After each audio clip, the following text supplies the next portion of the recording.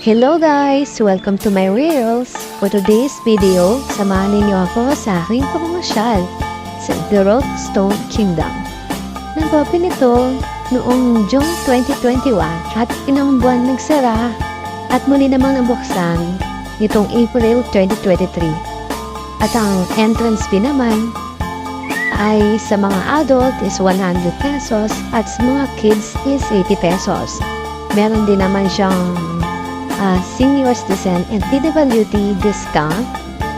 At kung mag-isama naman kayo ng 3 years with the loan, free naman po yung entrance fee nila. At pag-open naman ito mula 6 a.m. to 6 p.m. ng gabi. Matatagpuan naman ito sa Longlong Road, Pinsal Proper Village, Baguio City. Alam nyo ba, napatok na patok sa mga turista ang agaw o tensyon talaga na nagkagandahang layer ng istruktura ng kastilyong nabuo sa bato. Ang kariyan ng bato na may lawak na 6,000 na metro kwadrado sa napapalibutan ng mataas na puno at nilikhang kahawig ng tereses. At itinayo ni Pio Velasco mula sa isang bird-eyes view. Ang lugar ay mukhang isang buho ng isang lumang Roman Empire na kastilyo. Ang kariyaan ng bato ng Igorot ay isang parking gawa ng taong nanilikha batay sa alamat ng sabtangan ng isang nawalang harian mula sa 1,000 taon na ang nakalipas.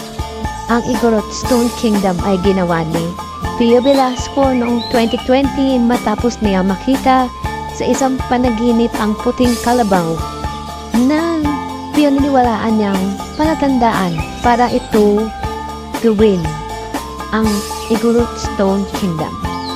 O ayan, ang dami nilang mga nalaman na. So, ano pang inaantay nyo? Puntahan nyo na ito sa Baguio City at ma-experience nyo kung gaano ito kaganda. At syempre, dapat matapag kayo sa lakaran dahil medyo mahaba-haba at marami kayong aakyatin at lalakay dito sa Stone Kingdom. At huwag kayong mag-alala kasi meron din dito mini food court, meron kayong makakainan na mura din naman, swak na swak sa budget. So, ito ang ganda-ganda ng experience ko dito. Ayan o. O, ito yung mga kalahi natin Igorot na nagkasayaw. Gagaling nila magkasayaw, o, diba? Sulit ang pamamasyal. Hindi pa nga namin natapos yung buong kastilyo sa pag-akyat dahil sobrang taas na rin at nakakapagod na rin sobra. Kaya, eto kami, nanood na kami dito sa mga Igorot na sumasayaw. Na nilalamig na rin daw sila dahil sobrang lamig din dito.